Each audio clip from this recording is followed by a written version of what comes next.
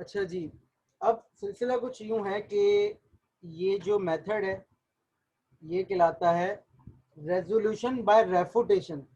पहले तो आप सुकून से ये समझ लें कि भाई ये होता क्या है, और उसके बाद हम बात करेंगे।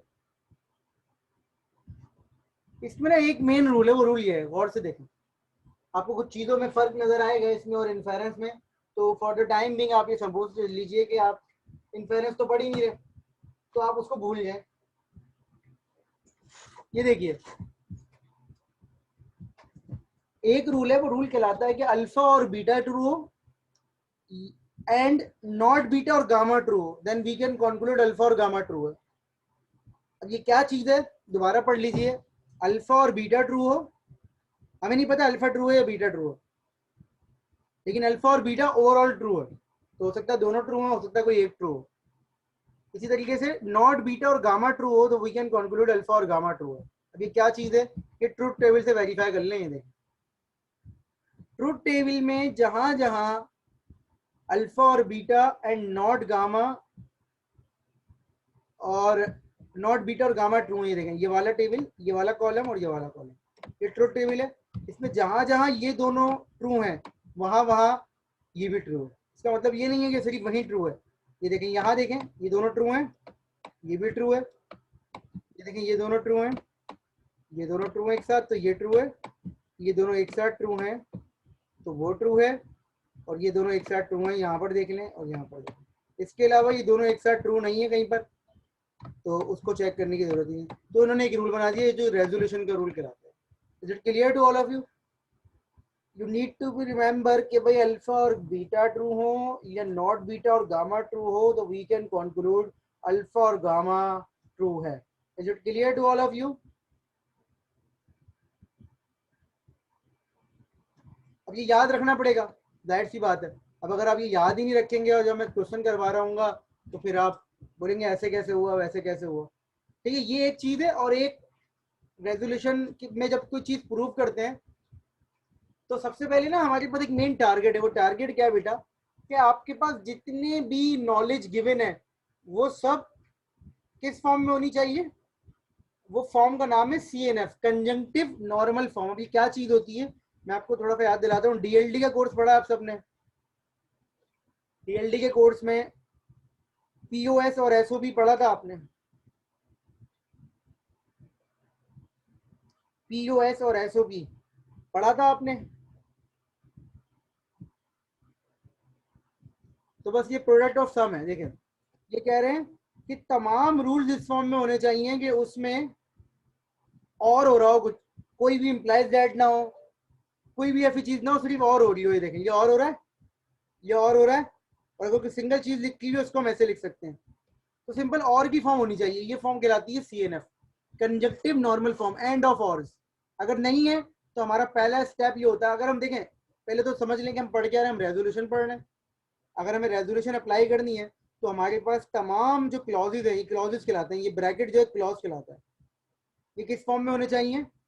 And of ors. अगर ये नहीं है तो पहले हमें उन्हें कन्वर्ट करना है, मुश्किल नहीं है, लेकिन पहले देख लें। ये क्लॉज कहलाता है, ठीक है। A clause is the disjunction of many things. ये डिसजंक्शन है, तो एक ब्रैकेट के अंदर जितने भी डिसजंक्शन होंगे उसका पूरा एक ब्रैकेट क्या कहलाएगा? हमारा क्लॉज कहलाएगा, ठीक है। ये देखें, अब ये है कि भाई अगर आपके पास फर्ज करें कोई रूल ऐसा है जो कि और की फॉर्म में नहीं है, तो आप उसको और की फॉर्म में कन्वर्ट कर सकते हैं। जैसे कि ये आपको यहाँ बता रहे हैं कि A इम्प्लाइज B को आप रिप्लेस कर सकते हैं इससे। इसका ट्रुथ टेबल और इसका ट्रुथ टेबल सेम है। मैं दोबारा रिपीट कर रहा हूँ, रेजोल्यूशन स्टार्ट करने से पहले आपके तमाम रूल्स, कौन से रूल्स जो आपको गिवन है वो किस फॉर्म में होने चाहिए? CNF में।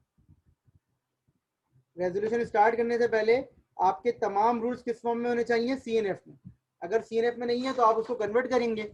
अगर आप कन्वर्ट कर रहे हैं तो फर्स्ट करिए आपको गिवन है A इम्प्लाइज B, तो आप उसको इससे रिप्लेस कर सकते हैं। अब आप बोले सर ये कैसे, तो इसका ट्रूथ टेबल और इसका ट्रूथ टेबल इक्वल है।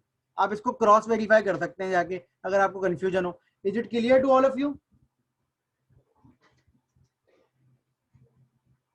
क्या ये बात समझ में आ गई सबके?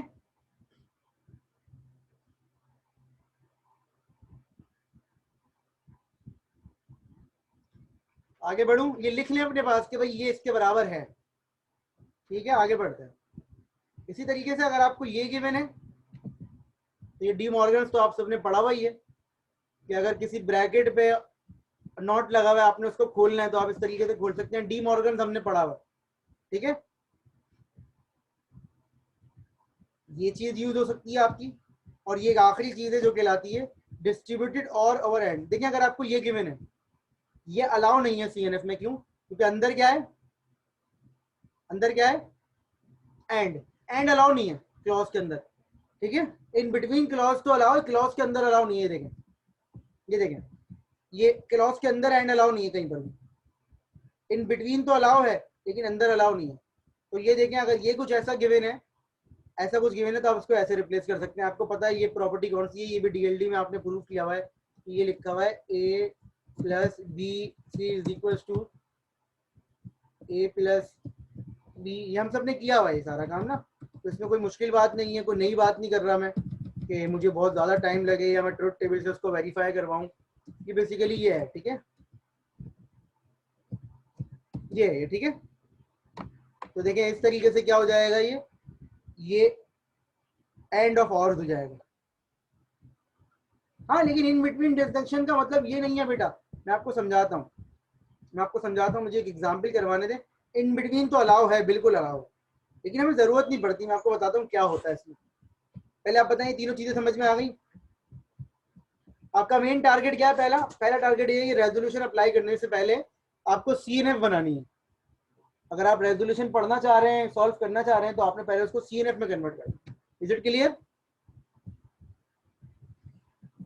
तो फर्स्ट करें, आपको ये गिवन है, ये आवाज आ रही है? फर्स्ट करें, आपको ये गिवन है, ये वाली लाइन, आवाज आ रही है आप सबको?